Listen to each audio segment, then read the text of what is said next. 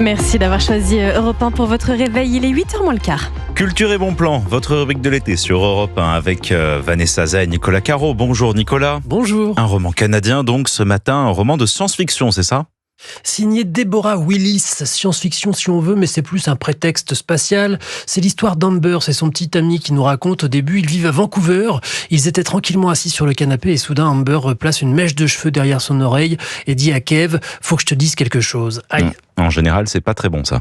En général, non. Mais Kev, lui, s'attendait juste à ce qu'elle lui dise qu'elle voulait adopter un chat ou qu'elle aimerait qu'il trouve un vrai job. Jusqu'à maintenant, il se contente de cultiver, de vendre du cannabis. Tout lui allait. Mais alors, il s'attendait pas du tout à ce qu'elle lui annonce qu'elle allait passer dans une émission de télé, Mars Now, organisée et financée par un genre d'Elon Musk. Ça se situe entre Koh-Lanta et Star Trek. Ça se joue en couple et vous gagnez un aller simple vers Mars parce que l'idée, c'est quand même de peupler cette planète. Un aller simple parce que techniquement, on peut aller sur Mars en 9 mois, mais impossible d'en revenir. En revanche, elle a un couple de télé avec un autre joueur de l'émission, donc bye bye Kevin. De toute façon, il est temps qu'elle retrouve un sens à sa vie, Amber, et même si elle sait bien que tout ça est lamentable, que tous les codes sont dictés par le show, elle prend sa mission à cœur et elle veut gagner.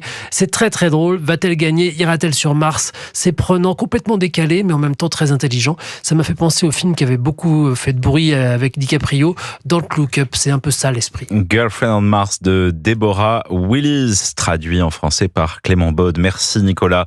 Et bonjour Vanessa Zah. Bonjour Thomas, bonjour à tous. Ce matin, on part sur la côte basque à Biarritz.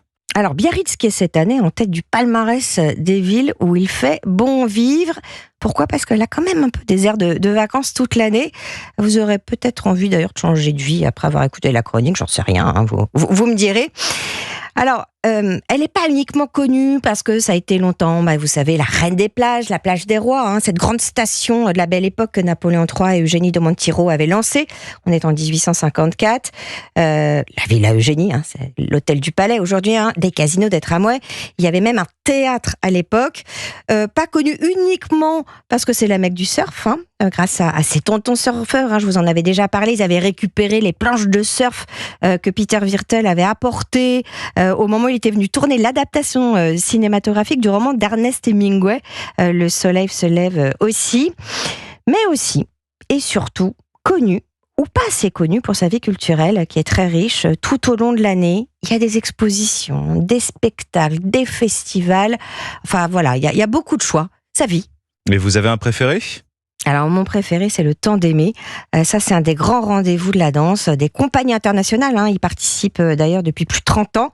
Et ça permet quand même de renouer avec la tradition de la ville, puisque Biarritz était le lieu privilégié de représentation des ballets du Marquis de Cuevas dans les années 30. Marquis de Cuevas, qui était le directeur d'une compagnie de ballet à Monte-Carlo. Et il avait aussi une maison secondaire à Biarritz. Et cette maison, elle était transformée en maison d'hôte. La maison du Marquis. Retenez bien, c'est chouette cette adresse. Et puis l'esprit festif, les biarros, les basques en général longs. Vous avez des quartiers sympas à nous recommander ? Bibi Beau Rivage. Alors là, on est à 2 pas de la côte des Basques, on surplombe l'océan. C'est le quartier le plus représentatif de l'âme basque. L'esprit festif, la générosité, les traditions. C'est l'un des plus anciens quartiers. C'était celui des marins, des maraîchers. Et notre chance, justement, c'est que c'est resté un peu un village. La preuve en est que depuis plus de 70 ans, chaque année, se tiennent les fêtes de Bibi. Toutes les générations se retrouvent pour des concerts, des danses basques, du Bibi Cantouse. Voilà. Et puis alors sinon, un autre quartier que j'aime bien aussi, mais dans un tout autre genre, Saint-Charles, qui est situé derrière la chapelle impériale. Et alors là, tout se fait à pied, on aime bien ces marchés, les bonnes petites tables, les cafés animés, et ça, honnêtement, on y revient toujours l'été, parce qu'il y a des événements culturels comme les scènes estivales, avec des petits concerts dans les rues. Voilà. Alors, est-ce que vous êtes convaincu ou pas pour changer de vie et de lieu de vie ? Allez, pourquoi pas ? Peut-être pas y vivre, mais y partir en vacances, mettons. Merci Vanessa Zah et merci Nicolas Caro.